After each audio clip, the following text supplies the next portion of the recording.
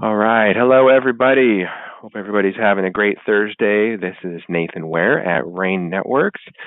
Thanks for joining us today for our webinar. This is part 2 of our webinar series with Harry Brelsford on the cannabis business as it relates to the MSP world. Harry, thank you again for joining us on the webinar today. Thank you. Thank you for having me. Appreciate it. Yeah. For those of you that took part in our first webinar last month, it was a very fun webinar, very fast-paced. We had a lot of information. Harry is a wealth of information, and so we kind of feel like this one will be another pretty exciting webinar. Jenny, if you could make sure that we have recording going on this, just for some people asked for recordings on the last one, so we want to make sure that we get this one recorded as well. And just from an administrative purpose for everybody, Harry does love taking questions. So as we go here, if questions pop into your mind, feel free to use the chat utility in the GoToWebinar software, and we'll do our best to get through all the questions. We have quite a bit of ground to cover today, so we're just going to dive right in here. So Harry, first of all, how are you doing? You're usually traveling and all that. What have you been up to the last couple of weeks? Yeah, boy, howdy. It is the reason for the season, is the technology conference tour. Briefly, I got in late last night from a 36-hour turn out to New York City for our friends over at Channel Pro. SMB had their summit in the metro area. It's a really good show. And Nathan, specific to this conversation, I went with full 420 MSP branding. So I did not have SMB Nation branding and such.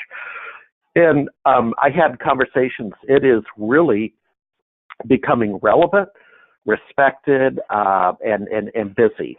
And that was really cool, both from vendors who are looking to enter the space, but more importantly, MSPs.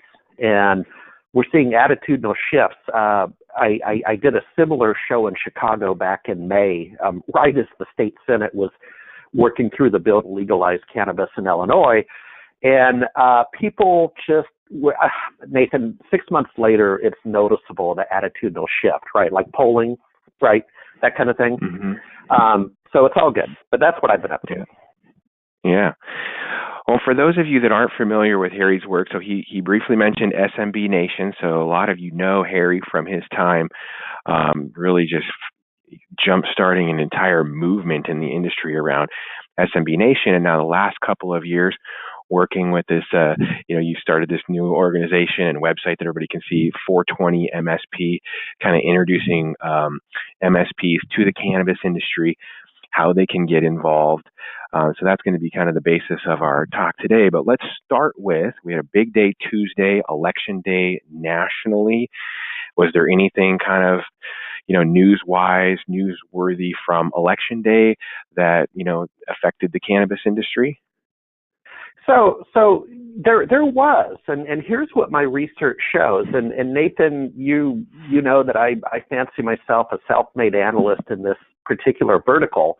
And what that means, Nathan, is I read, R-E-A-D. And there's a variety of publications and resources in this vertical that I take time out, like Warren Buffett reads the paper every morning. I take time out to read. So my research shows that the election activity was surprisingly local, okay? And that's good because A, all politics is local, and B, at the end of the day, I still assert that all MSPs are essentially local. Now, I'm gonna take a little heat on that. Oh, I've got a client over in California, and we use RMM. I get it. But at the end of the day, it tends to be an SMB local relationship. And so the elections reflected that. So I'm going to give two quick examples. There are many, but just to show why you should care about government affairs, why you should care about local politics. So these both come out of the Detroit area, some local ballot initiatives. In Wallet Lake in Detroit, Prop 1 allowed for 8 new marijuana shops on top of 3 already approved. 60% of the voters said no to the proposal, while 40% said yes. Okay, so 60 no, 40 yes to new shops. Then, if you go down to Lincoln Park, okay, another suburb, a marijuana proposal was approved in Lincoln Park. 2 medical and 2 recreational marijuana shops will move forward in the city. 56% yes and 44% no. So here's my analysis. Past what I've already said about all politics is local, yada, yada, yada. Lead with medical. Yesterday in the 420 MSP booth, I was wearing the doctor lab coat with the royal blue stitched lettering with my name and a pink cap like an oncologist might wear going into surgery. And lead with Nathan, the data doesn't lie. Lead with medical. Okay, we are still on a journey with recreational. So I hope that's a quick snapshot of what the elections look like. It was not an overwhelming, it's an off-year election. It was not an overwhelming election for statewide initiatives and all that. That's going to happen in 2020. Front and center will be Florida with adult use. They do have CBD, but adult use in Florida barely lost in 18. So I think it's going to pass in 2020. Yeah. And, from the national perspective, I've been a little bit surprised that the wide array of candidates on the Democrat side haven't been pushing like much in the cannabis space with their, what they've been talking about. Although I did notice that Bernie Sanders last week seemed to make a point that he was going to really push for like a national legalization. I thought that was interesting. It seemed to be like the first big, point that one of the Democrat candidates made. But so who knows where that'll go. Kind of interesting. Well, welcome to politics, my friend. Yeah, welcome to politics, right? But it is a moving target. The MSP should pay attention. I think saying that it's local, that's very interesting, right? I mean, I think that's probably a very true statement. And so you brought up this medical thing, and it makes me draw a parallel. Do you feel like there's a lot of parallels between like how an MSP would work with like, say, their local dental office, their local, medical clinic of some sort, in how they would engage? Is it similar to how they would engage a business on the cannabis side of things? Is there some similarities there? Yeah, I'm a proponent of that. So here's what we're seeing with our community of MSPs already serving the vertical, my own research and so on, is that with the medical side, it in fact closely resembles healthcare and HIPAA and compliance. And that's why the compliancy group had a booth yesterday at Channel Pro, and they are known for helping MSPs with the HIPAA side. What's that term called, Nathan? To be a business administrator or a business. There's some document you sign as the MSP that attests to the HIPAA compliance of the technology for the medical practice. A business advisor, something like that. Yeah, something like that. And the compliancy group has a stealth practice. They're not as open about it, but they have a stealth practice in the cannabis vertical with respect to compliance. So that behavior is going to mirror directly. We're seeing some MSPs not excited about the end of the supply chain at point of sale at the dispensaries because they're kind of like, I used to kind of serve that stationery store on Main Street, and they always kind of complained about their bill, and they didn't understand why I'm charging X per month, even though they perceive I didn't do anything. So there is a little bit of that if you approach it as a point of sale stationery store on Main Street. Yeah. Probably not as exciting, bread and butter, but it's exciting. So, and then finally, the other thing we're seeing, and I'll mention the gentleman a little bit later when we talk about successful MSPs, but a gentleman in California that came from a niche in the California wine industry, so from grape to glass, I guess you call it. I just made that up. Yeah. And he's doing really well in the cannabis vertical in California because, again, the supply chain's exactly the same, right? It mirrors what the wine industry looks like. Next question, please. So, compliance, regulation, I mean, those are really the big driving factors. What are you kind of seeing around the country in terms of regulations in place today and maybe ones that are on the near horizon? Well, it's very dynamic, and ergo, why I have to read myself to stay current, right? And so what you're seeing is on the compliance side, there are so for example, two thoughts. One is the state of Washington Liquor and Cannabis Control Board has a newsletter, and they'll come out with a newsletter that has Regulation 45 DC that it speaks towards new labeling requirements. And that is, we all want a healthy, safe industry. And the thing is, though, sometimes people have already printed a significant inventory of labels that are no longer in compliance. So there's that kind of regulation. And let me look. Yeah, here we go. Just this week, California regulators temporarily suspended the licenses of nearly 400 marijuana businesses until they can implement track and tracing system training and credentialing. So that is more of a direct hit for the MSP, right? Traceability. Yeah. With technology. Nathan, translate that. That is opportunity. What I just said is translated into the word opportunity based on compliance and regulation. I mean, basically what I hear when I hear that is that those businesses didn't have good IT infrastructure for, whatever that may be, barcoding, credentials for their employees. I mean, that just basically says that they didn't have good IT infrastructure, and that, a good MSP could come in there and fill that gap for them, get them up to well, that, and they certainly did know how to use it. When I hear training was always when I carried the bag, I love training. Pure profit, probably only about 10% of my annual profit in the day. But Nathan, that was called a Christmas vacation to go skiing for 2 weeks, right? Love training. Yeah, absolutely. Well, and I think maybe a takeaway on something you just mentioned there, Harry, we've got, let's say we've got an MSP on this call from, I'm just going to pick a random location, Nashville, Tennessee, and you're saying, hey, maybe my state is going to go through this legalization process, and how can I learn what that process looks like?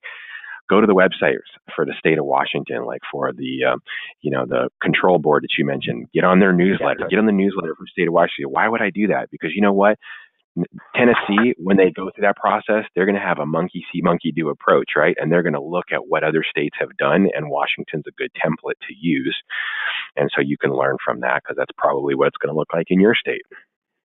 Well, and I'll catch what you're throwing there, that 2 weeks ago I spent 3 days at Rad Expo in Portland, Oregon. So, dude, I'm investing forward. I would almost offer I'm investing heavily in this new startup, and I'm happy to do it. And so I go down to Portland for half a week. I go to Rad Expo, a couple thousand attendees, probably 100 booths. Rad stands for, and I think we made mention last webinar, Retail and Dispensary Expo, right? So it was the end of the supply chain. And to your point, really good speaker from Canada, where it's federally legal, an architect who designed a nationwide rollout of dispensaries. So think of, the high-end Starbucks roastery stores, right? Really nice dispensaries in Canada. And they could leverage him, right? Because it's nationwide, the guy only had to have one blueprint. And he was a speaker, and to stay on topic, that's exactly what's happening is that Nashville, Tennessee is somehow, some way going to leverage this guy's design plan and then modify it for fire codes and occupancy and ingress egress. You get into zoning.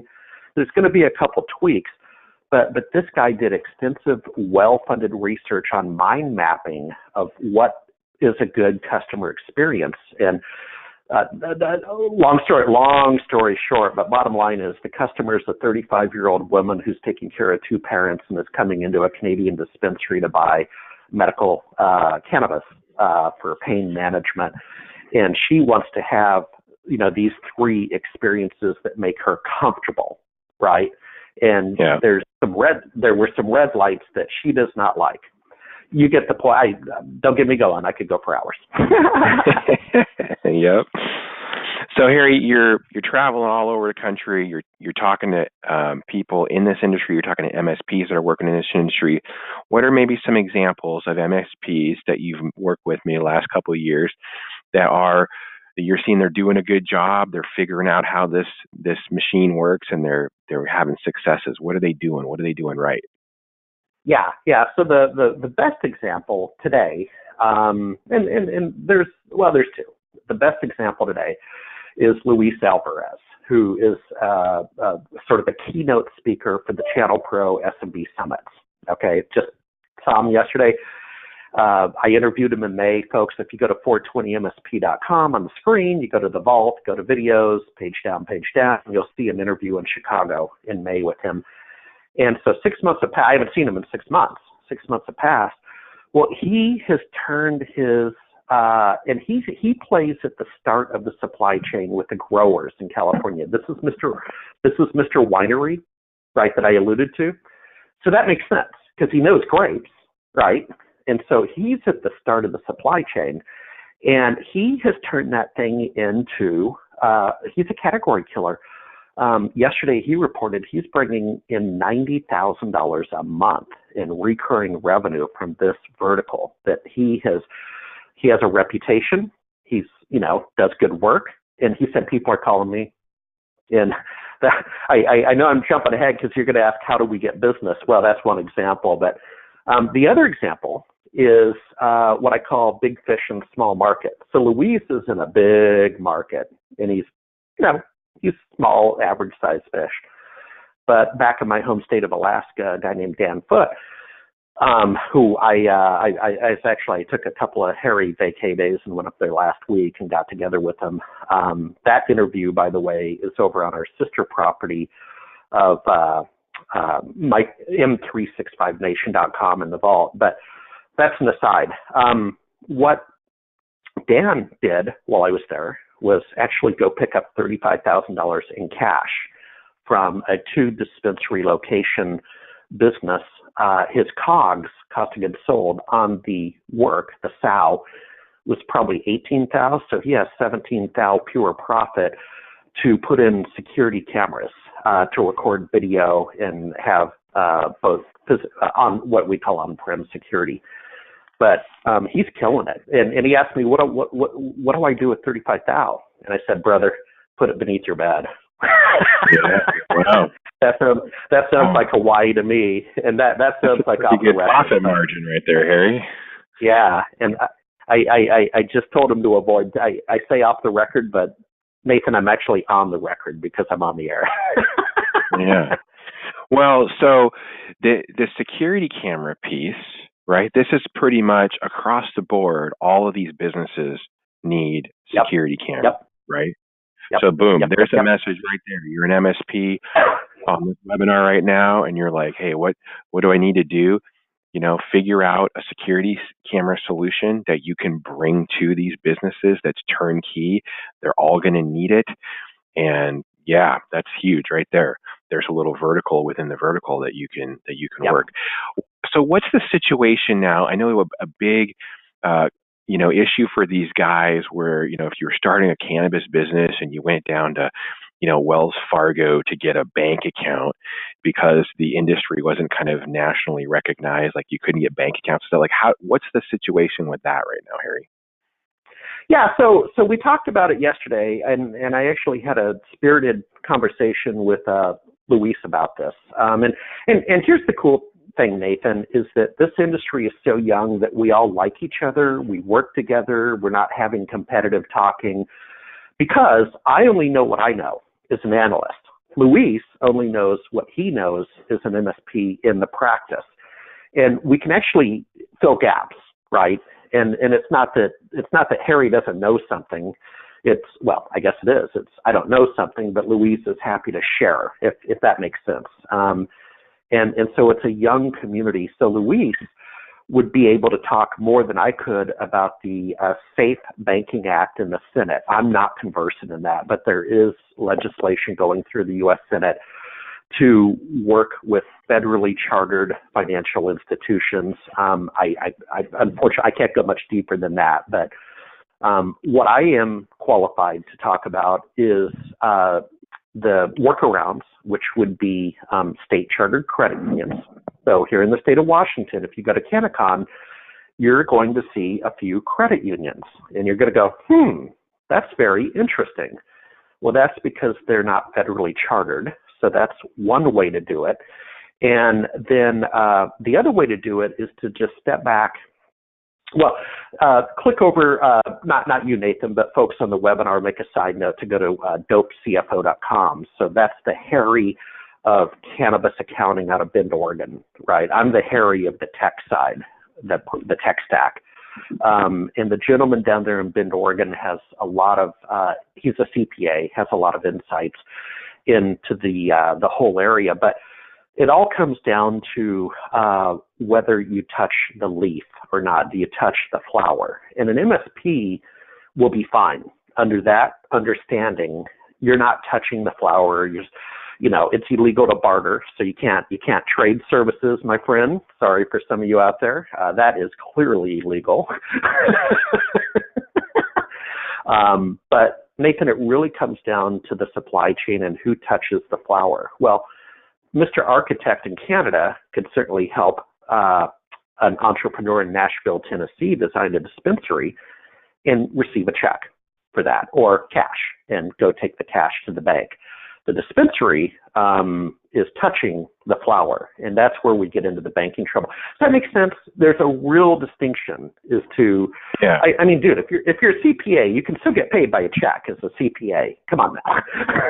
Yeah. But they may have maybe more trouble, like a traditional business might be a little bit more apt to do, like, say, leasing or something, because they're going to get approved for a lease.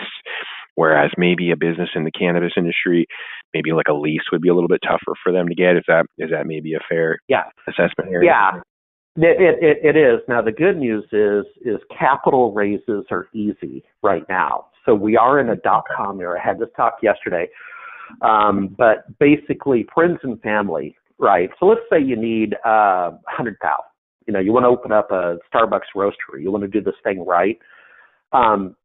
If you're a successful entrepreneur with a track record, it's not going to be hard right now to raise $100,000 from friends and family, and that would be the workaround, because you're right. If it's a GE capital lease, and you in fact are touching the flower, that's a longer conversation. Absolutely. Yeah.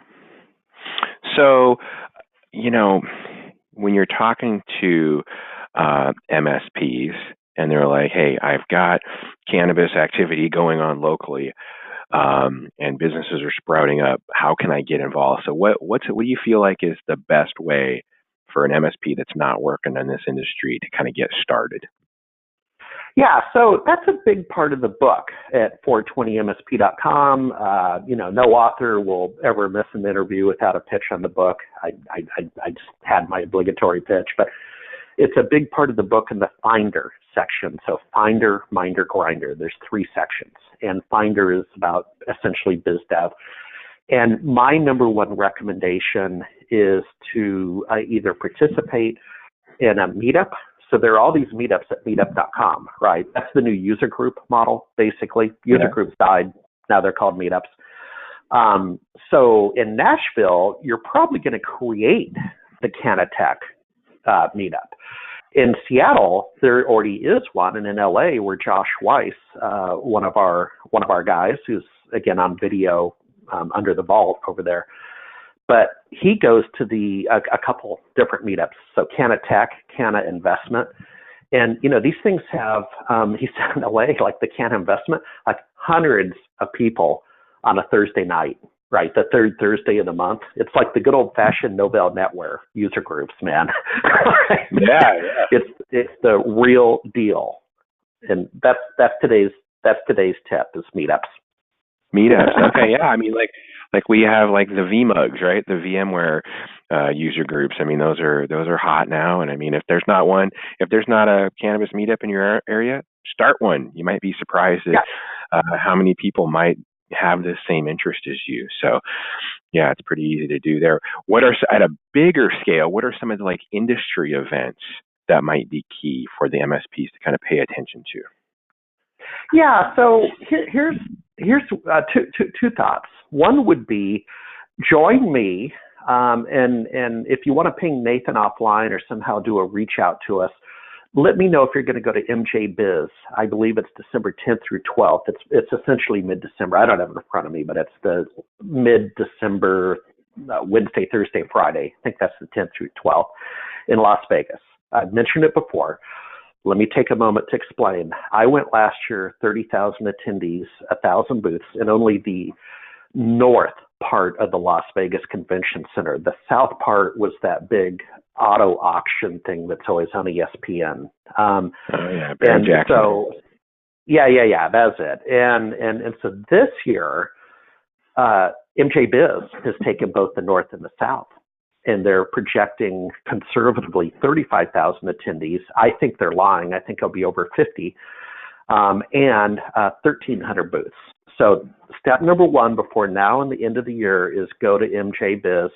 And the little secret is, if we get interest, I'm an entrepreneur. I tend to use Airbnbs. Nathan, I save about $5,000 a year when it's my pocket by going to Airbnbs instead of the hotels right near the convention center were running $700 to $800 a night last year. And so, and that $700, that covered my whole Airbnb for a dedicated apartment with pool. Okay. Nice. So what I'm proposing is we're going to do Animal House. Jack Smith of Denver is going to join us. Another gentleman out of Colorado Springs is joining us. So depending on the number of people that raise their hand, we will rent a house on Airbnb, share the cost, keep money in our hip pocket, and pal around, right? Let's all go walk around. Let's team up. Let's go walk the floor. And you can get the Expo pass for, I believe it's $399. The lecture pass is like $699. Do not buy the lecture pass unless you mean it, because that conference is so big. Nathan, they only have like 3 lectures per hour, and I had to stand in line for an hour to get a seat to attend an hour lecture, versus you really should be working the floor. You really should be doing Network 101, and your attendance allows you to download the decks, right? So you can still get the lecture. I mean, it's pretty straightforward, right, when you look at the deck. And so my advice is Expo Pass, Airbnb, MJBiz, and then from there, it will just happen, including, I hope you'll consider, we're pre-announcing a 2-day 420 MSP conference in mid-April in Denver. Haven't locked down the date or venue, but I announced it yesterday at Channel Pro. And so we're going to have our first 2-day event in Denver, Colorado in mid-April. So that would be a natural act as well, my friend. Yeah. Well, and if people haven't been to Denver recently, I mean, you want to see what the cannabis industry is going to look like across the country. To me, even more so than Seattle, Denver is the template. I mean, you just see growers everywhere, all kinds of different businesses, not non-retail kind of businesses are just, Denver's littered with it. And it's really injected that city with a new kind of economic uptick. It's huge. And so this is what everybody across the country should be paying attention to, because Denver is going to be what your city is probably going to look like at some point in the next, I don't know, 5, 10, 15, 20 years, whatever. So Denver is a big one to look at. We got to wrap up, Harry, just because we're at the end of our time. I wanted to make sure and just go through, have you talk about the website and what people, because you have 420 MSP and then you have the 411 on 420 website. So just talk about the websites and what people should be looking for from the websites. Yeah, so the website is, and that's a really good question, because I had steady traffic at the booth yesterday, and what's that tell you, right? My dance card was full, brother. Okay, and it was great. And people are asking, like, well, how do you make your money? And I said, well, 2 things. It's SMB Nation all over again. I build communities, right? And Nathan, you've heard me offer my compliments to Spiceworks, right, out of Austin, Texas. Sure. I mean, I'm drafting behind them. They know how to build community. I am a mere student of building communities. So this is SMB Nation all over again, and our commitment is everything from education to ethics to, bottom line, how can we both make money, right? And I have a book, I have an event coming. I'm not going to miss any meals. The 411 on 420 is our government affairs site with Daryl Bauman. And not as active. Daryl's had we need to kind of reboot that with Daryl, quite frankly, after the first of the year. But this is the whole compliancy, traceability, packaging, safety, recall, all those conversations. Bookmark it because this is a regulatory business like healthcare. Okay, so that's the analogy with that site. And then finally, Luis wouldn't let me off the hook. We rode the shuttle to the airport together, had about 30 minutes of one-on-one. He's like, okay, how are you really going to make money? I said, Luis, here's the bottom line. And I want the listeners and you to think about this, is it's really going to come from being an expert in this vertical and being exposed to startups like different Series A's. Well, I'd prefer to be a friend and family investor even before a Series A, right, for dilution purposes. But that's how you and I are going to get rich, right? These community sites is not what a billionaire makes, but being early Twitter is what a billionaire makes, my man. Yeah. So well, you got to be there. Yeah. You want to be the guy in your city that is known as, hey, this is the MSP that knows how to take care of cannabis businesses. Because when one starts up, they're going to call you. When the next one starts up, they're going to call you. You want to be that go-to guy. So, yeah. So I encourage everybody. Well, and Nathan, yeah, and if you don't mind, Nathan, just on that same thought, while bartering is clearly illegal, and that would be because of inventory and traceability, but you could do sweat equity. You could take stock options. You could say, hey, sure, I want $100,000 worth of stock options, and sir, I will work for free. And that's how you're going to make $1 million. Sorry, Nathan. Yeah, no, it's a good point. It's a solid point.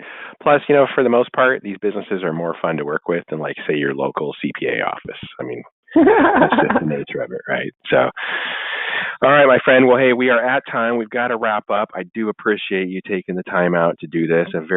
Always a wealth of information, and I encourage everybody, check out the book, check out the website. You'll love the book, and if you want to get more in touch with this, Harry's contact information is available on the website. He does one-on-one consulting with MSPs. He can help you get started and kind of coach you through this. So, yeah, man. Well, really appreciate you doing Nathan, Nathan, if you don't mind, two other points just to reiterate. Right now, there's maybe 4 of us going to MJBiz. I'd be thrilled if we had 20 of us and we could rent a gorgeous home in Henderson and rent a car and drive in to MJBiz and pal around. And then, folks, just keep it in mind, mid-April, Denver, Colorado, details to follow. Yeah, I mean, look, you want to go have some fun, go spend a couple of days with Harry in Las Vegas. You're going to have a good time, and you're going to learn something, and you're going to learn how to get going in this industry. So, pretty cool. That's a great invite, Harry. All right. Thank you, Nathan. All right.